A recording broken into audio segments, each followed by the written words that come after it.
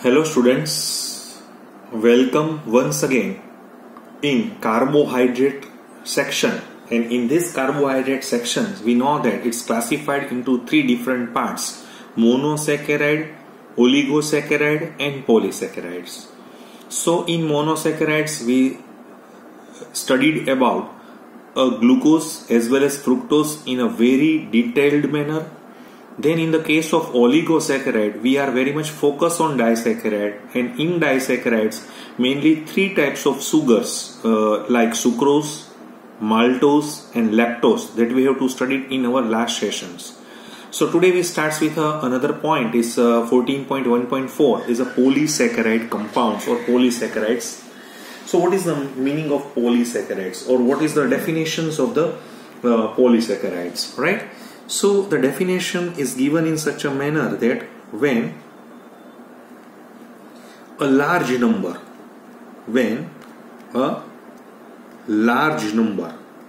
near about 100 to 1000, right?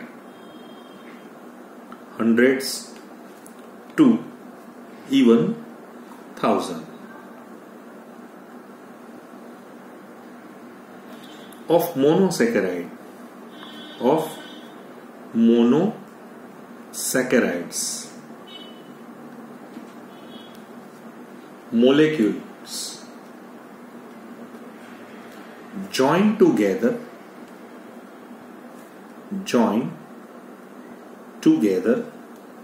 with the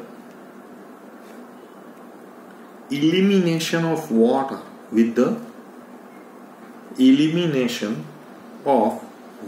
molecule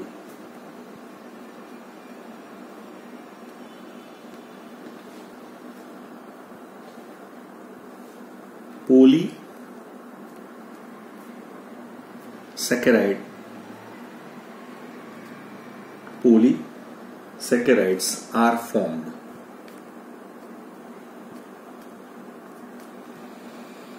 क्या हुआ?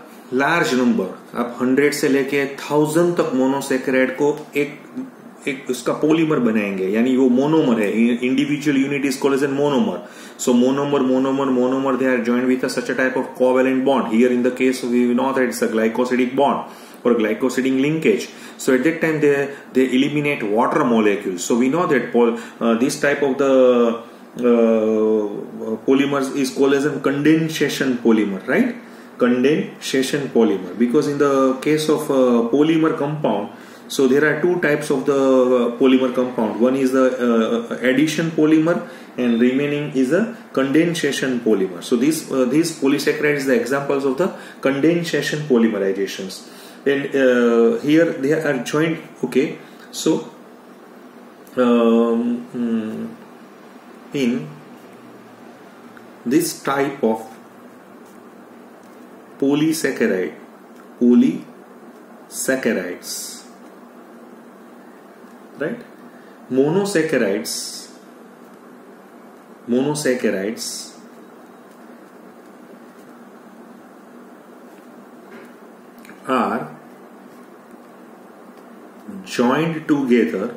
are joined together by glycosidic linkage.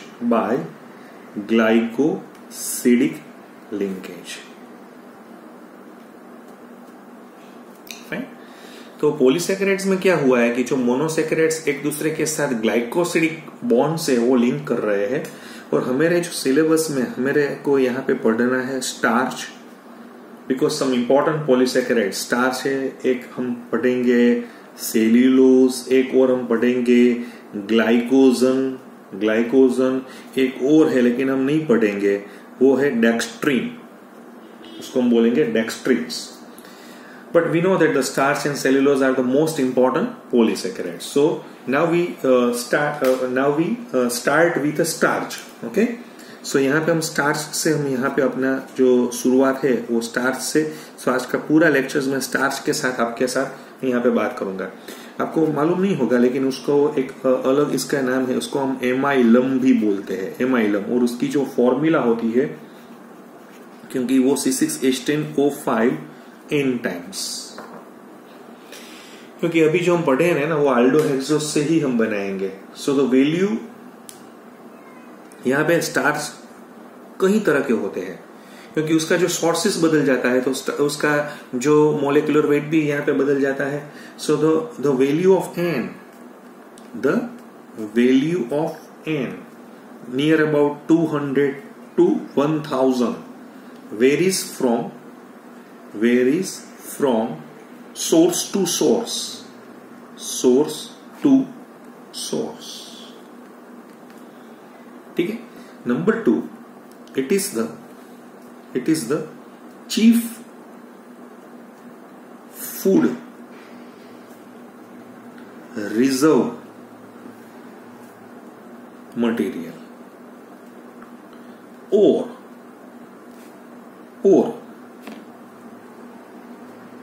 storage polysaccharides of plants। ये जो food का है मेरा चीफ उसका जो मटेरियल है, और दूसरा वो स्टोरेज में भी हो सकता है यहाँ पे। सो विच इज फाउंड, ओके, तो वो कहाँ पे मुझे यहाँ पे मिलता है? तो मेनली हमें ये जो मिल सकता है वो या सीड्स में होगा, या रूट्स में हो सकता है, या ट्यूबर्स, राइट, जो हम उसको गांठ भी बोलते हैं, एक्सेट्रा। यहाँ पे मुझे ये मिल सकता है।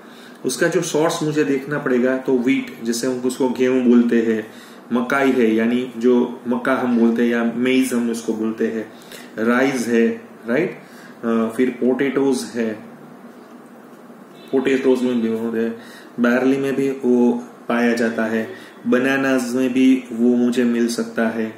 कहा ये, so this are the main source of a starch. So starch अगर, ओके, सो ये जो स्टार्च है यहाँ पे मैं आपको दिखा रहा हूं, वो स्टार्च है which is occurs in the form of what? Form of granules, which vary in shape। यानी अलग अलग, जैसे व्हीट में जो स्टार्च होता है उसका जो शेप और साइज है वो अलग होगा, मेज में अलग होगा, इवन के व्हीट में भी कहीं कहीं इसी प्रकार की जो इसकी स्पीसीज होती है तो उसमें भी अलग अलग हो सकता है। So very in shape and size, which is depending upon their plant source। ठीक है, जो भी सोर्स होगा उसकी वजह से हम ये, मैं कॉमन आपको यहाँ पे इंट्रोडक्शन इतना नहीं दिया हुआ है हमारी बुक में, फिर भी मैंने आपको यहाँ पे इस तरह से मैं समझा रहा हूँ। ये हमने अभी जो देखा वो ऑकरेंस यानी जो कहाँ से मिलता है। अभी थोड़ा हम इसकी प्रॉपर्टीज की भी बात कर, तो उसकी प्रॉपर्टीज क्या होती है, फिर हम स्ट्रक्चर पे चले जाएंगे। ठीक है, सो प्रॉपर्टीज में हम इस तरह से बोल सकते हैं कि फर्स्ट पॉइंट हम इसमें ऐसा दिखा सकते हैं कि स्टार्च जो होता है is a white amorphous powder sparingly soluble in water, ये पूरी तरह से घुल नहीं जाता है। ठीक है, एमोर्फस इसलिए है क्योंकि उसकी जो क्रिस्टलाइन प्रोसेस नहीं होती है, वो रेंडमाइज, यहां से जो इसका स्ट्रक्चर है वो रेंडमाइज होगा। Number 2, on hydrolysis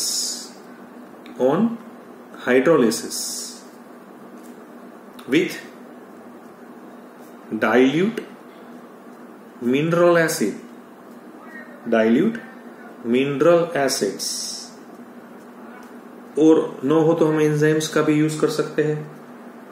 एंजाइम्स, तो स्टार्च है ना वो फर्स्ट स्मॉलर मोलेक्यूल में जाएगा, फिर माल्टोज में जाएगा, और फाइनली डी ग्लूकोज में जाएगा। देखिए मैं आपको दिखाना चाहता हूं, देखिए मेरे पास है C6H10O5N is the formula for starch.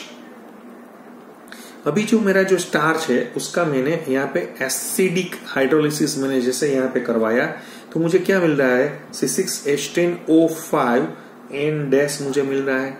यहाँ देखिए N और N- में N- कम वैल्यू है, यानी N- is smaller than N। Okay, फिर मैंने यहाँ पे फिर से मैंने उसका हाइड्रोलिसिस करवाया, तो मुझे यहाँ पे मिल रहा है C12 H22O11, यानी मैंने अभी माल्टोज में लिया हो, माल्टोज आपको पता है अल्फा डी ग्लूकोज से ही बना हुआ है, और फिर भी मैंने उसका भी मैंने हाइड्रोलिसिस माल्टेस या एसिडिक हाइड्रोलिसिस करवाया, which is converted into C6H12O6, तो वो डी ग्लूकोज में चला जाएगा। इसका मतलब ये है कि ये जो स्टार्च है वो अल्फा डी ग्लूकोज से बना होगा, क्योंकि अल्फा डी ग्लूकोज ही माल्टोज में कन्वर्ट होते हैं, और दिस माल्टोज फिर आगे आगे आगे बढ़ के वो स्टार्च की तरफ वो चला जा रहा है। तो आपको समझ में आ गया क्या हुआ। फिर मैं तीसरा पॉइंट यहाँ पे आपको वो जो है ना वो नॉन रिड्यूसिंग शुगर है, नॉन रिड्यूसिंग सैकेराइड्स है।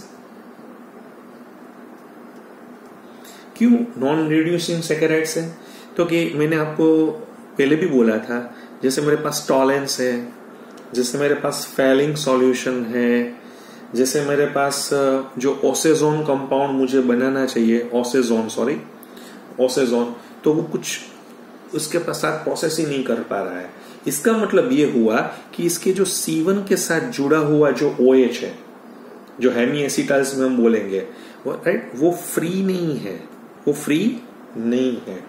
वो तो इसका मतलब क्या हुआ, which is involve in what, so which is involve in glycosidic linkage, वो ग्लाइकोसिडिक लिंकेज में चला गया है। इसका मतलब यहां से एल्डिहाइड ओपन नहीं हो पा रहा है। अगर एल्डिहाइड ओपन होगा तो ही हम देख पाएंगे कि वो टॉलेंस या फैलिंग टेस्ट देगा या ओसेजोन या कुछ इस तरह से कंपाउंड है वो यहाँ पे वो दे सकेगा, लेकिन यहाँ पे कुछ ऐसा हो नहीं पा रहा है। ठीक है, तो ये तो मैंने प्रॉपर्टीज की भी बात की। अभी प्रॉपर्टीज के बाद जो हमारा मेन पॉइंट है वो है कंपोजिशन, वो किस तरह से बना हुआ है वो हमें देखना पड़ेगा। तो हम ऐसा बोलेंगे, स्टार्च है ना, starch is not a single compound but it's a mixture है, वो दो का मिक्सचर है। किसका मिक्सचर है दो का, वो आपको देखना पड़ेगा। एक है ना, इसमें है एमाइलोज, वो 15 to 20% होता है, वाटर सॉल्यूबल है, और दूसरा मैं यहां पे दिखाना चाहता हूं वो है एमाइलोपेक्टिन, वो नियर अबाउट 80 to 85% होता है, और वो है जो वाटर इनसॉल्यूबल है। ये क्या है, वाटर इनसॉल्यूबल है, ये दोनों का मिक्सचर है। देखिए स्टार्च है ना, वो एमाइलोज और एमाइलोपेक्टिन से बना हुआ है, वेयर द कंपोनेंट और the amount of the amylose in starch is near about 15 to 20% and which is water soluble. एक और टेस्ट भी है, अगर आपको पता चला, आपको अगर लेबोरेटरी में आपको पता चला होगा कि ये जो एमाइलोज है ना, वो एमाइलोज वो आयोडीन के साथ जुड़ के वो ब्लू कलर का सॉल्यूशंस दे पाएगा, लेकिन ये जो है ना वो आयोडीन के साथ जुड़ के कोई भी कलर नहीं दे पा रहा है। क्यों ये ब्लू कलर का, क्योंकि ये जो आयोडीन है ना उसके साथ जुड़ के वो थोड़ा इंक्लूजन कॉम्प्लेक्स बना रहा है, राइट। फिर से हम हीट करेंगे, कूल करेंगे तो ये कलर भी डीकलराइज होके चला जाएगा। लेकिन कई बच्चे को ये इंक्लूजन कॉम्प्लेक्स क्या होता है, तो जैसे देखिए मैं आपको दिखा रहा हूं कि उसको हम होस्ट गेस्ट एडिशन कंपाउंड भी बोल सकते हैं। जैसे जो एमाइलोज स्टार्च में है, तो वो जो स्टार्च में इसमें बीच बीच में थोड़ी जो क्रिस्टलेट है इसमें थोड़ी थोड़ी जगह होती है, उसको हम टनल्स भी बोलते हैं। उसकी साइज टनल्स की कैसी होती है, जो बड़ी होती है तो वो आयोडीन है ना, वो बड़ी टनल में फंस सकता है, तो उसकी वजह से वो एक कंपाउंड बना रहा है, उसको हम इंक्लूजिंग कॉम्प्लेक्स बोलेंगे। उसकी वजह से मुझे ये कलर है यहाँ पे दिखाई दे रहा है। आपको समझ में आ गया? ये मैंने थोड़ा कंपोजिशंस के बारे में आपके साथ बात की, लेकिन एमाइलोपेक्टिन है ये कुछ इसमें से कर नहीं पा रहा है, राइट। अच्छा, ये जो एमाइलोज है वो देखिए वो किससे बना हुआ है, अल्फा डी प्लस ग्लूकोज का है, राइट। एमाइलोज और ये भी किससे बना हुआ है, अल्फा डी प्लस ग्लूकोज से ही बना हुआ है, राइट। लेकिन दोनों में फर्क क्या है, यहाँ पे है ना 200 से 1000 यूनिट्स है वो उसके साथ जुड़े होंगे। यहाँ पे है ना more than 2000 to 3000 glucose unit जुड़े होते हैं, इसलिए वो 80 to 85% भी है। ज्यादा मोलिकुलर वेट होने की वजह से वो वाटर इनसॉल्युबल भी चला गया है। ये है ना थोड़ा एमोर्फस साइड का, ये थोड़ा क्रिस्टलाइन दिखाई देगा, लेकिन एज ए होल वो एमोर्फस ही हमें दिखाई देगा। तो ये तो मैंने अभी आपके साथ बहुत अच्छी तरह से मैंने आपको इस तरह से समझाया कि व्हाट इज द कंपोजिशन। अभी मेरा जो मेन पॉइंट है वो है स्ट्रक्चर। अभी हम कहा जाएंगे, स्ट्रक्चर ऑफ एमाइलोज हम देखना चाहते हैं। तो स्ट्रक्चर ऑफ एमाइलोज क्या होगा? तो हमें आपको पता होगा कि वो है ना, वो लीनियर है, लीनियर पॉलीमर है। Linear polymer of what? So linear polymer of alpha D glucose. वहां पे क्या होता है कि उसका जो C1 है एक ग्लूकोज का, वो दूसरे ग्लूकोज के C4 के साथ कौन सी अल्फा ग्लाइकोसिडिक,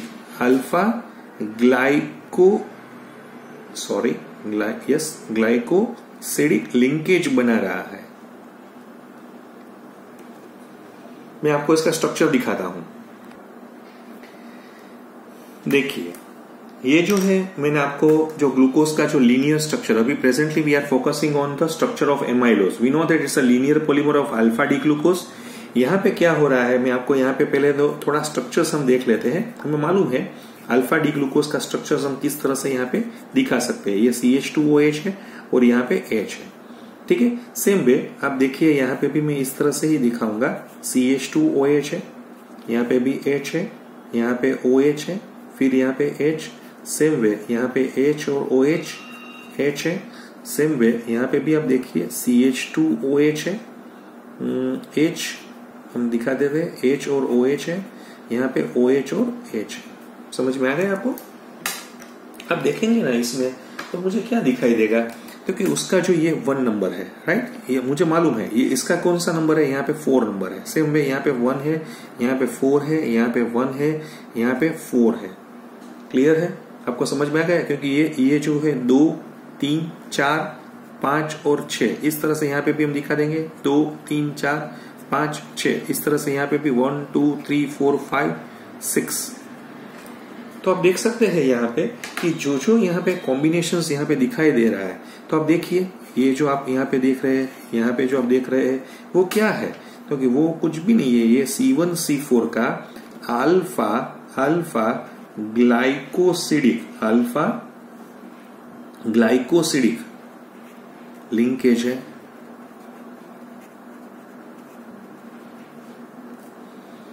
समझ में आ गया? तो ये लीनियर तरीके से ये लंबा चला जाएगा। मैंने आपको अभी भी बोला कि यहाँ पे 200 या मोर देन 200 से स्टार्ट होकर 1000 तक अलग अलग उसके सोर्सेस में इस तरह से मुझे स्टार्च में जो एमाइलोज की बात कर रहा हूं, ये वाटर सोल्यूबल कंपाउंड भी हम उसको बोल सकते हैं, थोड़ा 15 to 20% है। और ये जो ब्लू कलर है वो आयोडीन के साथ दे पा रहा है, क्योंकि वो इंक्लूजन कॉम्प्लेक्स बना रहा है। ये जो मैंने बात की थी अभी एमाइलोज के साथ मैंने बात की थी, एमाइलोज का जो स्ट्रक्चर्स है मैंने वो आपको दिखाया था।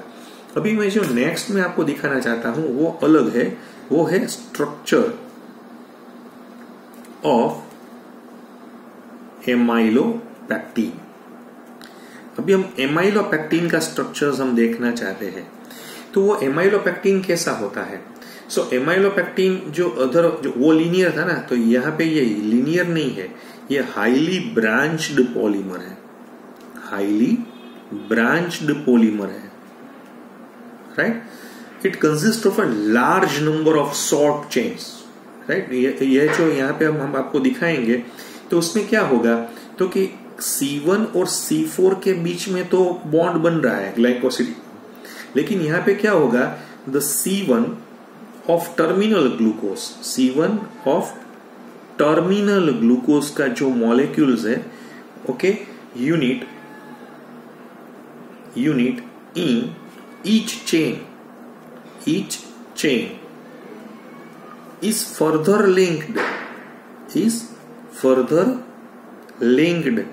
to C6 of some other glucose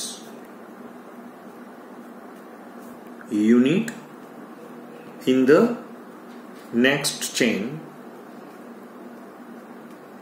through C1C6 alpha glycosidic linkage. आपको समझ में आ गया है मैं क्या बोल रहा हूं? मैं क्या बोल रहा हूं, एमाइलोपेक्टिन है ना, वो हाईली ब्रांच्ड स्ट्रक्चर है।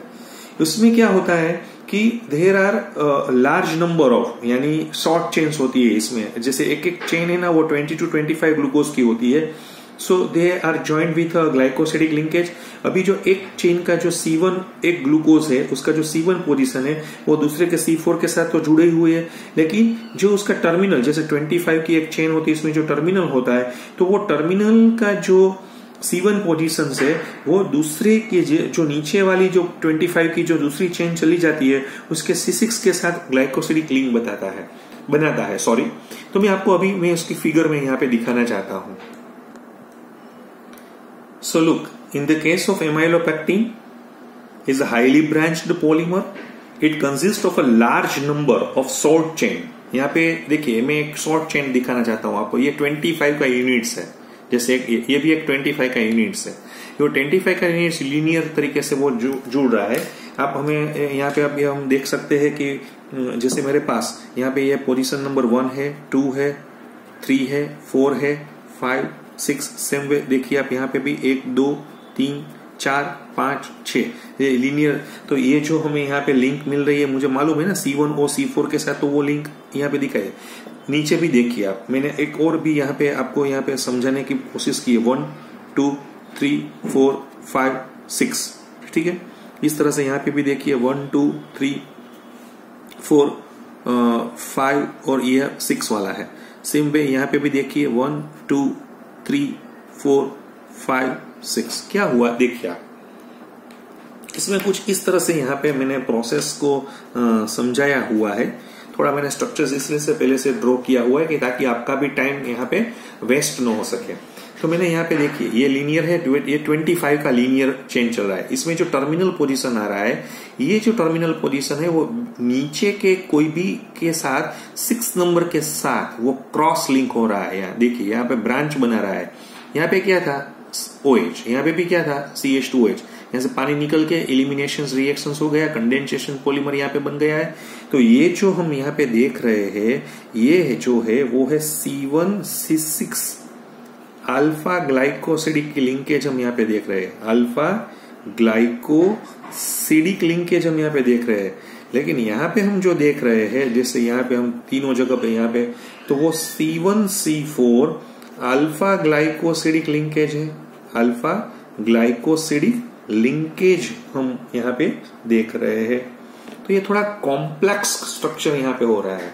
यहाँ पे लीनियर पे भी है और लीनियर कहीं कहीं जगह पे इस तरह से, जैसे एक और यूनिट यहाँ पे दिखाना चाहता हूँ। जैसे यहाँ पे होगा 25 का एक और यूनिट होगा, तो वो 25 वाला यहाँ से कुछ इसका जो टर्मिनल आएगा तो वो यहाँ से क्रॉस लिंक हो जाएगा या उसको ब्रांच में चला जाएगा। सो वंस अगेन हम इस तरह से यहाँ पे दिखा सकते हैं कि एमाइलोपेक्टिन में क्या हुआ है कि C1 of 1 glucose unit with C4 is attached together with alpha glycosidic linkage, okay? But the C1 of the terminal glucose, ये जो terminal glucose था C1 का, वो C6 के साथ जो C6 है further linked to C6 of some other glucose unit in the next chain through C1C6 alpha linkage हुआ। सो ये जो मुझे यहाँ पे मिला है वो एमाइलोपेक्टिन का, वो मुझे यहाँ पे पूरा स्ट्रक्चर्स मुझे मालूम पड़ रहा है, ठीक है। अभी मैं आपको एक और बात भी यहाँ पे आपके बुक में दिखाई नहीं गई है, दिया नहीं है, वो है starch is the major food material for us. हम जैसे हम राइस, गेहूं, व्हीट, पोटेटोज, बनानास, मेज सब कुछ हम ले रहे हैं, तो हम क्या होता है कि विच इज हाइड्रोलाइज, जो हम हाइड्रोलाइज करेंगे, तो हाइड्रोलाइज्ड है ना, वो एक हमारे पास एंजाइम होता है। वो एंजाइम क्या है, उसका नाम क्या है, एमाइलेज। वो कहाँ पे प्रेजेंट होता है, हमारे सैलिवा में होता है, राइट। तो वो यहाँ से उसको कन्वर्ट कर सकता है। तो जैसे हमने कई बार आपने पढ़ा होगा कि जैसे हम कोई रोटी है तो पूरी चबा के हम जैसे खाएंगे, उसका पूरा लिक्विड निकालेंगे, तो जो रोटी है वो तो गेहूं है, गेहूं यानी वो पॉलीसेकेराइड है, पॉलीसेकेराइड में वो स्टार्च है। तो उसका जो हाइड्रोलिसिस है वो यहाँ पे हमारे जो सलाइवा में एमाइलेज होता है तो उसको ब्रेक करेगा, ब्रेक करके वो माल्टोज में डाल देगा और माल्टोज हमें किसा स्वीट टेस्ट दे पाएगा। तो उस स्वीट टेस्ट से मुझे यहाँ पे पता चल जाता है कि जो the end product of this hydrolysis is glucose which is an essential nutrient. तो क्या है, जैसे हमारे सलाइवा में फिर हम इसको बोलेंगे कि जैसे हमारे इंटेस्टाइन में या कुछ जैसे हमारे स्टमक में भी उसका जो प्रोसेस है कार्बोहाइड्रेट्स का डाइजेशन है वो कुछ इस तरह से यहाँ पे हो पा रहा है। तो ये कुछ है वो आज हमने यहाँ पे पढ़ा हुआ है। अभी in next lecture we continue with our journey with a cellulose. Okay, thank you very much.